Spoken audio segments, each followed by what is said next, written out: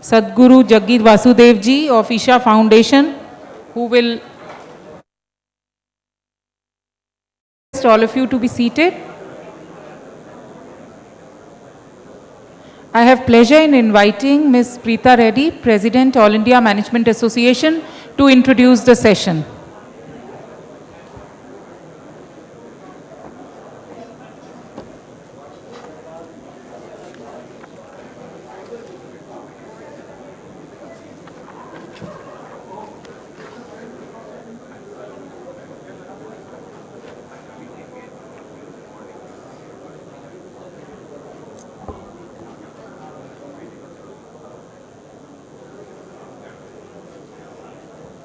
Namaste and thank you all for being here. When we were trying to see what could be the most appropriate way to end a day and a half of our National Management Convention, we spoke about reinventing India. And then we realized that when you have to manage your businesses, you have to manage yourselves, you actually have to reinvent yourselves in your own way. We consider ourselves experts in finance sometimes, experts in management, experts in the visual arts, experts in many fields. And the aspiring managers want to be experts in their own way. But there is a single connect between wanting to be good and wanting to be able to execute very well. And I think that single connect comes from looking inwards, looking within yourselves. And we have realized, many of us who worked at whatever jobs we do, is that belief is power. And I think we have to believe in ourselves. So having said that, I think we are extremely lucky. IMA should consider itself very lucky that we managed to get Sadhguru Jaggi Vasudev to come and speak to us on reinventing ourselves. Thank you so much, Sadhguru, for being there. And for him, he does everything with a grace and elan. He didn't make me feel that it was hard for him to come here, but I know because he flew in from Singapore and is en route to the UK. So this was literally a transit stop, and he did that for all of us. So thank you again. We appreciate that. How does one introduce and welcome a yogi and a profound mystic of our times? How does one welcome and introduce a visionary, a humanitarian, and whose scientific methods for self-transformation are both direct and powerful? I don't think any of us can even attempt to introduce somebody like him, except to say that to have the founder of the Isha Foundation, which is a volunteer-run international not-for-profit organization. It's operated by over 2 million volunteers from over 150 city-based centers worldwide. It implements several large-scale social outreach projects in health, education, and environment that go beyond charity and work to rejuvenate the spirit of India's rural people. I can only say thank you for being here. We're looking forward to a session which is truly insightful.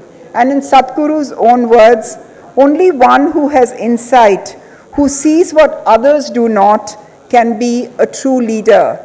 So we're looking forward to some leadership lessons in this session, and I know that we will really learn beyond what we expect to learn. To Shekhar Gupta, a special welcome.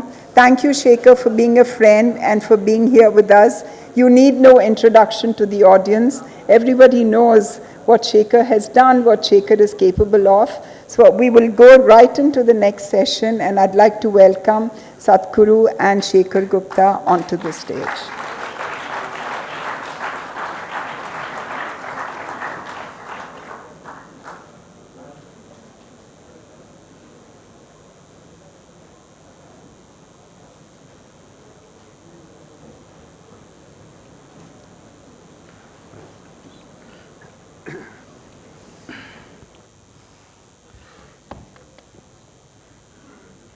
group. Oh, I'm so sorry, I sat No, before it's you. okay. This is not fair. There's nothing like that. May I request the AV to be played? Am I audible to all of you? Microphone. And are you mic'd up, Yes, I Sadhguru, am. are you? So, can we get lights a little bit dimmed because I can't see anybody? I don't know. Now it's better. Limelight should be on Sadhguru, not on me. Well, thank you very much for being here, and most of all, thank you, Sadhguru, for making this possible. I was just telling him that I've never had a conversation with him that wasn't fun, if I can say that to a mystic. And because I know he's a mystic, he won't mind my saying that. All of you know who Shekhar is, and I have, in many August audience, I have seen Shekhar successfully dismantling business leaders, politicians, ministers. Well, So here's your opportunity to dismantle a there's mystic. also, he and I have never had a conversation which has not gone into a direction in which I had not planned it to go. I mean, whenever I plan something, it goes in another direction. So even when we had a conversation on camera, I started by describing him as an unusual mystic. And he just took it in another direction. He said, what's an unusual mystic? Either a man is a usual man or the man is a mystic. And he added to that something that said, I think if you're not a mystic, you are a mistake. Isn't it? So, in so many years of knowing him and having many conversations, I wondered, how can I level with him? Because he's such a Pancha hua insan, he's a realized master. Who am I? I'm just a hack. But I'll tell you what I have in common with him. And that's where we level. Definitely not here. Definitely not here. No, there are many things where we are not in common. But one area where I am an absolute equal with him is that I haven't read the Vedas or the Upanishad or even the Gita. And so says Sadhguru. Am I right? And Admitting ignorance. absolutely. And the other thing is that, I've always had an argument in my mind on whether there is a God, there isn't a God. There is a Buddhist way, there is another way, there is Sadhguru's way. Because the temple he has at his center is not a temple at all in a conventional sense. You don't pray to any God, isn't it, Sadhguru? So, for the curious, he's a wonderful mind, and he's a very patient listener and a very patient talker. So, Sadhguru, don't expect me to ask you profound questions. The theme today is how to change the India story. So we'll talk about what's wrong with India story and what needs changing and how. But since I'm a newsman and I respond to news, let me start with news. When you see the papers this morning, you see this picture of a man in the tiger's enclosure in the zoo and the tiger standing in front of him. Who do I feel more sorry for? The tiger or the human being? Because both look equally scared and both look equally confused. I know it's a pathetic picture that a human being sitting there. And the tiger, a zoo-born tiger, not knowing what to do. The tiger also confused, looking at him till his instincts took over. The problem is not of the tiger and the man who fell into the tiger's moat. The problem is whether it's human beings or the so-called wildlife, both of them are largely zoo-born today. So, I mean, all of us are zoo-born in a way. I'm wild, okay? He's the only wild one. And our children and grandchildren are in fact now zoo-cloned, not even zoo-born. So, that is a real concern because in trying to organize life, in trying to organize our survival process, which unfortunately is being raised to heaven these days, for the first time probably in the history of the world, and first time in modern societies also, it's only in the last 20 years that economy is a worthy subject for conversation. people talked about weather, local gossip, romance in the area and things like that, but now everybody discusses economy. Economy is not some heavenly subject. Economy is just organizing our survival process. So in trying to organize this, we are losing everything else in our lives. There's no room for aesthetics, there's no room for love, there's no room for joy, there's no room for some song or dance. Everybody is on the economy. So if you think by fulfilling your survival, human life is going to be fulfilled, you have a big surprise coming. Because the very nature of being human is this, that survival will not fulfill you. If you had come here as any other creature on this planet, stomach full, your life would be settled. That's not the nature of the human being. Stomach empty, there's only one problem, stomach full, there are 100 problems. Yes, in a country like ours, there are so many people who are still hungry, unfortunately. For that reason, we have to definitely act and act quick, because you can postpone many things in your life, but you can't postpone your lunch or dinner, it has to happen. Well, today's lunch has been postponed, of course.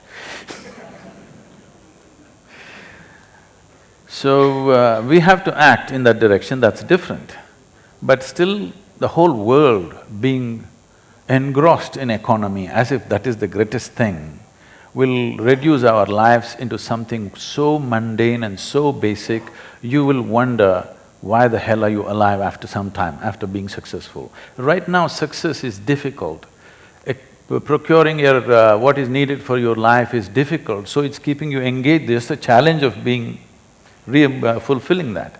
Tomorrow, if everything gets organized as it's happened in many other nations in the world, you will not know why you're alive. It's my… this is not a negative thought, because I know how human minds work and on what they're fired and where they get depressed, what is it that puts them up or puts them down. Based on this, I'm saying that probably in another 50 to 100 years, if economy is doing well, people in the world are eating well, and information, tremendous amount of information, everybody knows how many galaxies are up there. You know, a 8-year-old boy knows what is the name of that B62 galaxy. He knows about that because he's just gone on the internet, he didn't go into the space. So everything everybody is supposed to know or pretend to know, and just this volume of information and just being focused on basic survival, it may so happen, we hope it doesn't happen, it may so happen, 50% of the population will commit suicide. Simply because our whole focus is on survival. After it's fulfilled, what do? Nothing is settled anyway in your life. See, Sadhguru, I said in the very beginning that every conversation with you goes in a surprising direction. So… No, you were talking about a tiger. So this one also is… See, yes, from… that person you may think because he is a human being, he is of your species, you're thinking all that. The tiger is just making up his mind, is he good enough breakfast or not? That's all it is. Right. That's why I'm talking about survival. And because the tiger is zoo bred, all he gets is 10 kilos of buffalo meat, as the papers tell us today. That's why he took some time, 13 minutes to make up his mind. So what happens when human beings become zoo bred, as most of us are, or as or cloned, as nursery cloned as our grandchildren will be? We are breeding… we are talking about zoo bred, using the terminology. We are doing that simply because we are overly concerned about our survival. So as I said, if we continue like this, and if you're successful in fulfilling our survival, organizing our survival, you will see a whole lot of people don't know why they're alive and they'll want to die. Because what's the point? What is the point having a good breakfast for 85 years or 100 years, I'm asking? Unless something else is throbbing within you, what is the point? Just to eat a good breakfast and good lunch and good dinner and sleep on a soft bed, you don't have to be here for 100 years. If you experience it for a few days, you know it's done. I remember something that you once said to me. You said that a human being has to decide either to live a life, to eat, drink, sleep, reproduce and die, or to use it as a ladder to the divine. I did not say drink, you're adding the drink. You're a cool guru, so I can take some liberties. What is that? I'm sorry. No, I said you once said that a human being can either use Or a ladder to the divine. use her life to do all these various things, or can use it as a ladder to the divine. See, when we say divine, let's understand the word divine. We must first of all understand that this is a godless country. There's never… It's 330 Yes, million yes. gods and goddesses. That is because we know the technology of God making. Yes, in this culture, we have never believed in a god or the god sitting up there and running the whole universe. We are using a microphone, you are using, it's sonic, okay? The microphone is what? Because we can speak. We can speak. If we speak without it, only 10 people would hear it. We want this many people to hear it, so there's a microphone. That was not enough, so we came up with a telephone and many things, but only because we can speak. So every machine that we have created is only an extension of what we are already experience. Look at people's faces. They're not they're not bursting with ecstasy, you can see that. Well-to-do people, I'm talking, leave the people who have not eaten well, we'll excuse them, they have a good reason. Leave the sick people, leave those who have not eaten well. I'm talking about people who have eaten well today morning. How many are dripping with ecstasy right now? You will see on the street, not just in Delhi, anywhere in the world, people are driving their cars, many of them are driving their dream machines, this was their dream. Are they in great joy? They're in a traffic jam. That means what? You can sit in your dream machine much longer. Are they very happy about it? No, they're about to kill somebody. They're just about on the verge or ready to kill someone. You see these expressions everywhere, not just here. You know, someone very important from United States came. He's from the Kennedy family and he was with us for some time, and he wanted to drive in India. I said, you'll get killed. He said, no, I want to drive in India. Then I said, we will send an escort vehicle for you, behind that you drive. So he drove around Tamil Nadu, Karnataka, everything, and then he came to Rajasthan and he drove. And by then I left and he came and met me there in US, I said, what's your experience? He said, Sadhguru, you know what I notice? In America, everybody's in rage. In India, that rage is missing. I said, good, you didn't drive in New Delhi. You drove in the rural scape, and one thing he found is there's no rage. But well-to-do societies are in a rage all the time. They may be well-behaved, they may have all the etiquette, but smallest provocation, they're going to burst. Otherwise, why so many psychological problems? Anger will get converted into depression, anger will just convert it into madness because it's a beginning. When you get angry, the expression that most people use is, I got mad, isn't it? They're right. Temporarily they're mad and fortunately they recovered. Many of them don't recover. Some need medicine, some need treatment, some never recover, some need lobotomy, you know. So, looking ahead, if this is how our generation is, as you describe it, the next 2 generations or 3 generations, in fact, now you find every mom is a tiger mom. I said this to a friend of mine who was a Tambram, and he said, you know, Americans took credit for it for no reason. Every Tambram mom is a tiger mom to begin with. But I think every mom is a tiger mom now, because you know, you put so much pressure on your children. Sometimes I say babies, when they're born now, besides being given their vaccinations and shots, should also be pre-fitted with half a dozen stents in their hearts to prepare them for life. So you don't have to go waste time in a hospital. Some cardiologists are saying, if we implant a chimpanzee's heart in the human thing, it will last much longer because it's supposed to be much stronger, most effective. The only problem is there are not enough chimpanzees. And the human heart won't fit there. So, how does one cut out of this clutter? To that I link the question of what is wrong with the India story now. Some of this is what is wrong with the India story now, because we see rage in many parts of India. See, the biggest thing for India, which is if this one matures wonderfully, everything around will be naturally good. So always the focus is on the individual human being, no mass production. Always every individual is as important as every piece of life is as important as other. This is why you bow down to what you consider as God, you bow down to an elephant, a cow, an ant, just the earth that you walk upon. Because we never saw anything as more important, as less important. Anybody who thinks this is more important than this, he is missing the fundamental pieces of life. If you think sky is more important than the earth, then you're on the wrong place. You should be gone, isn't it? So all the time, this idea of what is higher, what is lower has come into us mainly from outside. Otherwise here you were always taught that being reverential to everything is most important for human growth. This is not religion. This is the science of making a human being the highest possibility that he can be in his life. So focusing on individual growth is most important. We don't have to focus on social well-being. If all the human beings here are doing great, why should you bother about social well-being? It'll naturally happen, it's a consequence. We are too focused on the consequence, not on the process. This is again an import from outside, being goal-oriented. Being goal-oriented means, let's say you have a mango tree in your house, you sit under it and do mango meditation, mangoes, mangoes, mangoes. Mangoes will not come.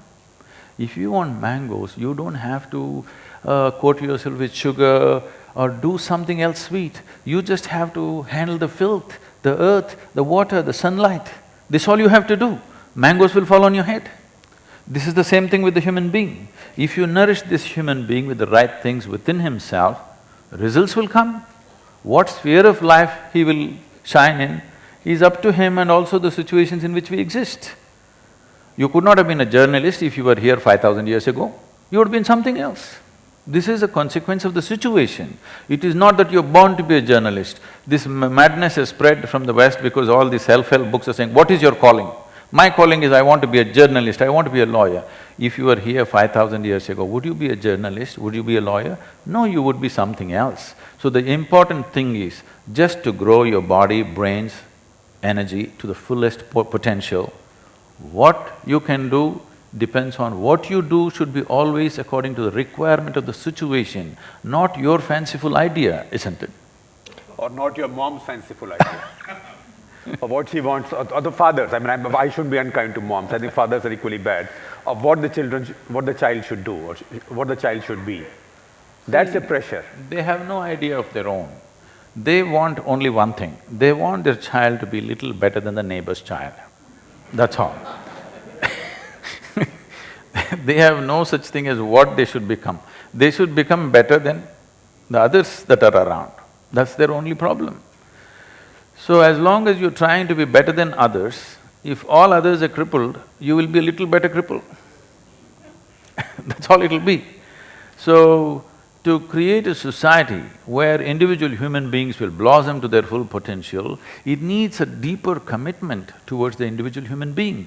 We think you put him in a machine of education and out of the extruder he will come out as something, is too crude and too uncaring. If you're concerned about human beings, if you're concerned about human life on this planet, it takes a lot more nurturing because you did not come like other creatures. Other creatures have come fully equipped. See, if a tiger is born, see, this tiger was confused for 13 minutes only because he's zoo-born, he's not seen anything, but see, in 13 minutes, he recovered. His instinct came back. I'm saying he's recovered. He became a tiger. He did what he has to do. He did not just grope at him, he broke the man's neck. Yes. Because that is the instinct. That is the fundamental quality of a tiger when it hunts, it just goes for the neck and breaks the neck. He just did that. Because a tiger is born as a full-fledged tiger. A human being is not born as a full-fledged human being because what is human cannot be defined or described or put in a box. The important thing we need to know is, for all other creatures, nature has put two lines. Within that, they can live. Maybe a wild tiger would be much more, it would know the first moment what to do. A zoo-born tiger takes 13 minutes. But when it comes to a human being, nature has put only the bottom line, there's no top line. So when you come without a top line, life should be an exploration. not a fixed idea as to what should happen. The 2-year-old child, they're asking, will you become doctor, engineer, software engineer, what will you become? This idea of what will you become should never come. Just nurturing the child to his full physical growth, psychological growth, energy growth. He need not become anything, he just has to become a human being. And what is needed, he will do. Right now, whole humanity is in a state of compulsive state of action. No, unless it becomes a conscious state of action, it will become a conscious state of action only when, if you sit here, you're joyful by your own nature. Right now, humanity is in pursuit of happiness. For them to be happy, they're ripping the whole world apart and happiness is not happening. We're just threatening the planet out of which we have come. We are just a piece of this planet. Either we get it now or one day you will get it from the maggots. But we are just a piece of this planet. Now there's a whole talk about protecting the planet because we are in pursuit of happiness and that's not happened. For 1,000 years, if we are in pursuit, still we are not any closer. Last 150 years, using science and technology, we've pursued our happiness more intensely than ever before and we've not gotten there. So at least it's time to stop and look, it's not working. It's not working because what needs to be fixed here, you're trying to fix it there. I will, since I'm quoting many of our past conversations, I'll quote one more. I think at one of similar events, Sadhguru was to speak at the session next to mine. So as I got off the stage, I found a very calm-looking, very young and very attractive young lady sitting next to him. I thought you were talking about and Sadhguru introduced her to me with her name, and I said, I said, you have a very cool guru. And she said to me, sir, I have a very cool father. And we just exchanged… I thought I was hot, you think I'm cool? Your daughter says you are cool. I mean, we are not asking other ladies, only ask your daughter. So we just exchanged notes on her because she just got married. And Sadhguru, I wanted to share with this audience. This is a very competitive, globalized, cutthroat, take no prisoners audience, right? They fight in the marketplace. I don't mean all that as negatives, you know. I think your shareholders are happy that you do that. How do you explain to them how you brought up your daughter? Because this is an exchange we just had 10 minutes back. I thought this was not the area of conversation that we were supposed to do. I told you all our conversations go in surprising areas.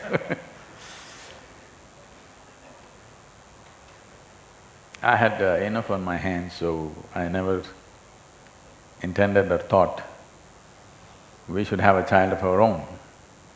But my wife said at least one. I said, okay, one, only one. So that happened, and from the age of…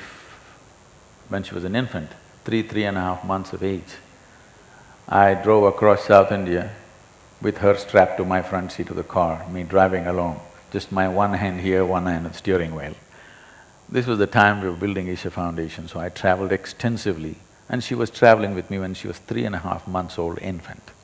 So first 4 years she grew up in the car with me and in many people's homes.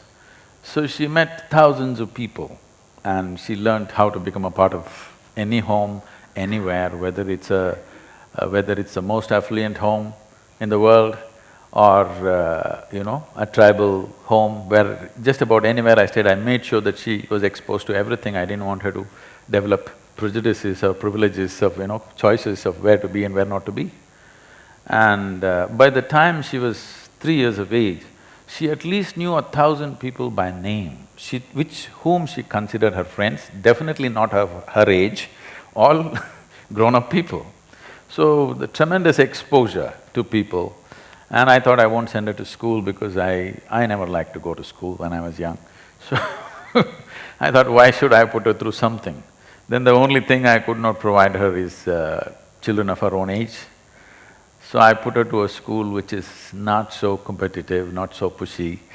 So I looked for a school which was started by J. Krishnamurti, and I put her there so that it's easy. And I said, further you go easy on my girl, because I don't want I'm not going to look at a report card. I'm not going to ask which rank you are.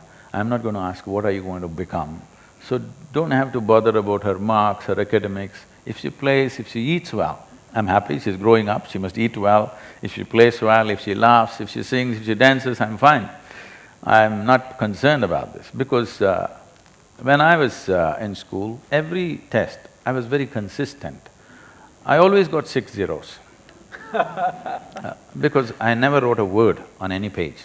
If they insisted, I wrote my name, otherwise I wouldn't write.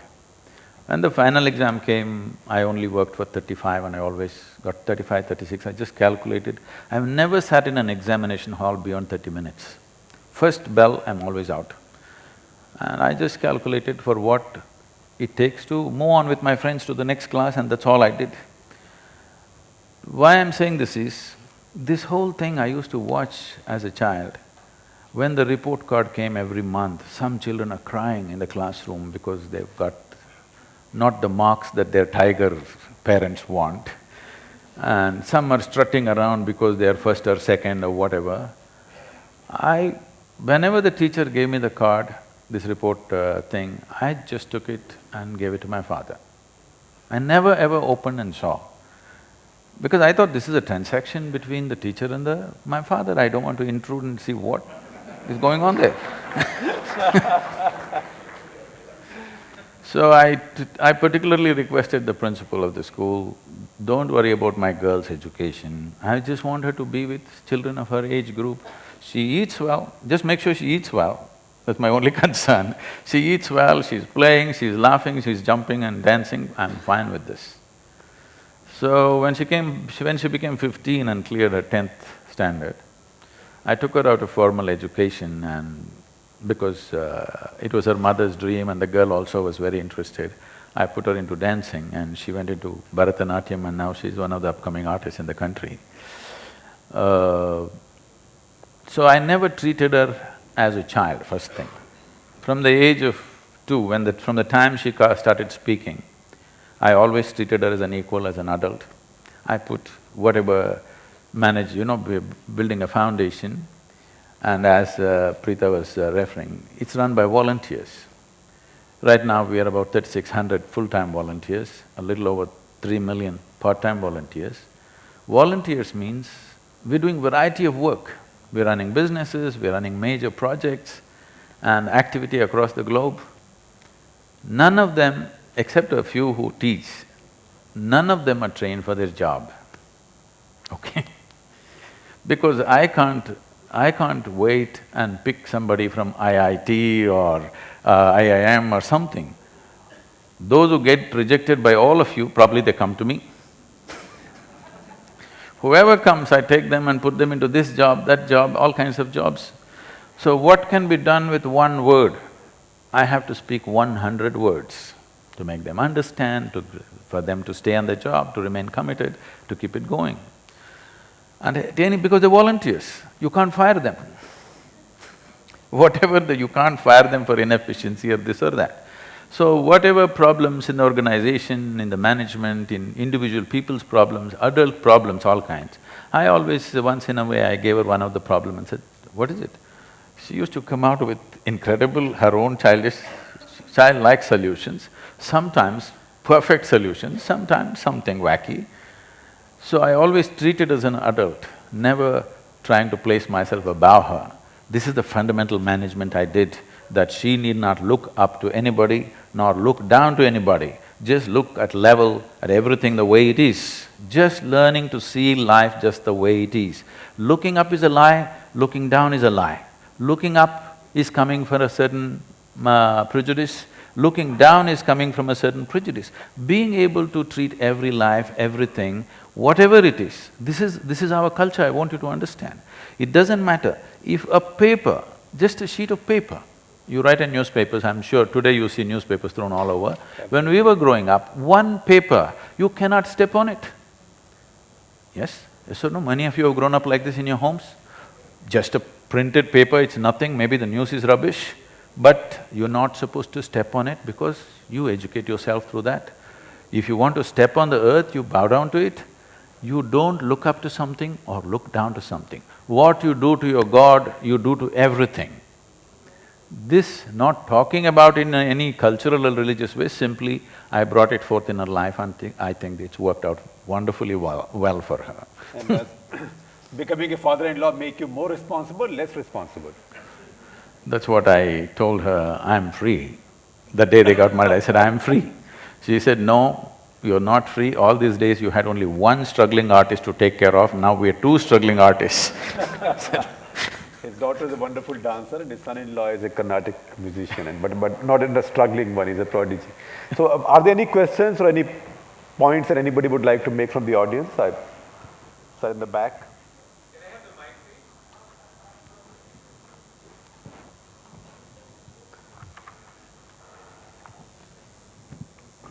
Pranam Sadhguru, it's always a delight listening to you. What will be your advice to the corporate sitting here to balance results with happiness and contentment? That's a good, pithy question. See, the problem is, somewhere you think success and happiness are opposite to each other, are contradictory to each other. In many ways, in every way for that matter, success is the sweetest thing in anybody's life. Whether it's a small thing or a big thing, would you like to do it successfully or not? I'm asking you whether you hit a ball or you perform in your profession or whatever, would you like to do it successfully, the simplest things that you do? Is it not important for a human being? So, placing these two things as if these two things are contradictory or opposing to each other is a very wrong thing. First of all, you think if something happens in the world, you will be happy. Let's settle this first of all. Human experience, whatever it is, whether it's joy or misery or ecstasy or agony or whatever, every human experience comes from within you. Is that so? Yes. Hello? Yes. Every human experience comes from within you. What happens in the world will never happen 100% your way, it doesn't matter how good a manager you are It will happen to some extent your way. It'll never happen your way 100%, and I'm glad it is so, because if everything happened your way, where do I go? Where does everybody else go? I'm glad world is not happening your way. A little your way, a little my way, a little somebody else's way, it's good. But what happens within you must happen your way, isn't it? Yes or no? What happens within you, what happens from within you must happen your way. What happens in the world will not happen your way. If you are strong, if you are capable, if you're very competent, certain amount of the world will happen your way, rest will not happen. If you're incompetent, very little will happen. If you're competent, little more will happen. But that's all. For nobody 100% will happen. But 100% of what happens within me can happen the way I want it. If you have taken charge of the mechanism, this human mechanism is a complex mechanism and the most sophisticated gadget on the planet. Do you agree with me? Of all the machines, of all the… You may be looking, I know many of you may be already on iPhone 6. This is far more sophisticated and competent than the iPhone. You're missing the eye in looking at the iPhone. It's fine to use the gadgets, but this is the gadget. Every gadget has come out of this, isn't it? But have you taken charge of it? Do you know where the power button is? Do you know where the keypad is? No, just by accident. If you function by accident, you're a potential tragedy, isn't it? Whether you become one or not, you're potential. When you're a potential tragedy, life will be tense. How else will it be? You're waiting to become inevitably a tragedy, so that becomes a source of stress. But stress means it is not a state of the world around you, it is not a situation in your life or in your work, it simply means you do not know how to manage your body, your mind, your chemistry, your emotions, your energy, you do not know how to manage this gadget. I'm asking, at least have you looked at the user's manual? No, just by accident you want to do it. You know, the cell phone companies in India about 3 years ago did a survey and they said 97% of the cell phone users are using only 7% of the cell phone's capability. They are not talking about the smartphones that all of you are carrying, they're talking about the dumb phones, the regular phone. Only 7% of its capability, 97% are using. Suppose they took away 90% of the software, anyway you will not know. 3% if they complain, we can handle 3% complaints you can handle in your corporate, isn't it? So, if that is the ratio for the cell phone, for this gadget, what do you think? You never looked at it, you never paid attention to this, you're always thinking you're busy with the world around you. If you want to live well here, if you want your experience of life to be wonderful, when you said happiness, what you're saying is, you want your experience of life to be pleasant. Let's not give too many names, stress, misery, joy, happiness, ecstasy, they're all just words. Essentially pleasantness or unpleasantness of experience. If you want your experience of life to be pleasant, it will not happen because you fix the outside. If your body and mind took instructions from you, would you be joyful or miserable, I'm asking? You're stressed, you're unhappy not because of the stock market, not because of your work situation. Your own body and your own mind not taking instructions from you, they're doing their own thing. If your mind took instructions from you, right now you would keep yourself pleasant. And if you want to be successful, there is substantial medical and scientific evidence today that your body and your brain works at its best only when there is pleasantness within you, there's no question about it anymore. So if you are stressed and you think you're successful, one thing is you will function not at your optimal level, way below that. Another thing is you're sending out a message to the world, particularly to the next generation, that success is suffering. It's a very wrong message. If people start looking not for success, but because once they don't seek success, they will seek lethargy. This has happened in serious ways to some societies. It will happen to us if all the corporates go around with grim, stressed faces, your children will look at you and think, what is the point being like this? This happened to America in a big way in 60s. Right.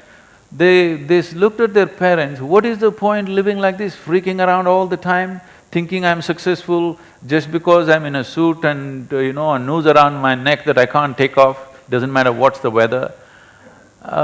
This is not their idea of success, so children decided, it's better to sit on the street corner and smoke pot. At least we are happy. Yes, at least we are happy, we are feeling pleasant. I don't see any pleasantness in the faces of successful people. This is a responsibility that you hold. If you want this society to succeed, if you want this nation to succeed, your children should aspire to be successful. Maybe not the same idea of success that you have, in their own way, they must seek success. If they do not seek success, they will seek lethargy, unknowingly they will seek death. How many of my friends, when I was growing up, died very young simply because they don't know what to do. Most of the drug overdoses that happened is not by accident, it was by intent. They do not know what to do with life tomorrow. Because once you are not seeking success in every little thing that you're doing, you will not know why you're alive. So this is an important responsibility that you have. You have to send the message out to the world, success is a beautiful thing, success is a wonderful thing, success is not suffering. Sadhguru, one privilege I don't usually get in my life is a full hall of audience where nobody is moving or nobody is shuffling and there are no cell phones ringing. So, being a good Indian, I should not let go of this opportunity and I should let you carry on for the rest of the day. But I believe we have a minister waiting. So all I'd say to all of you is thank you very much. You've been a wonderful audience. One last… No, we have to go now. Wonderful audience, and I think just listen to him, and I can tell you what happens if you listen to him. Look at his forehead, there's not a single line, and look at mine. And I don't have a millionth of the things that he has to do. You have to go to his ashram and his center and see the stuff he has done and see what he's done by way of tree plantations, how he's used technology to make sure that every tree grows well. Please go and check him out. And you can argue with him. The reason I like Sadhguru so much is that he's somebody you can argue with. And I can tell him, I don't think you know something about this. And he will tell you, And he'll be, at some point, be quite happy to tell me, I think you know this better than me. And for me, that's a realized master, because I think to be a realized master, you have to conquer ego first of all, isn't it, sir? No, no, it's not about ego. Realization means you have realized that ignorance is borderless. Right. Knowledge is very limited thing. Knowledge is a very limited thing. So this is a realized master. I'm quite happy to be sitting next to on a 10-hour flight. Thank you very much, Sadhguru. I'm blessed. Well, ladies and gentlemen, thank you very much, and I would request Ms. Preeta Reddy, President IMA, to please do the honors of giving a small token of our appreciation to Sadhguruji and Mr. Shekhar Gupta.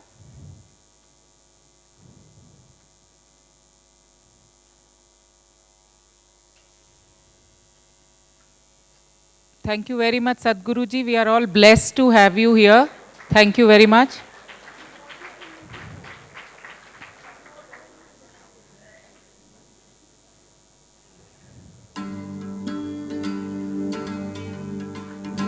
To Mr. Shekhar Gupta, thank you, sir, for being here this afternoon.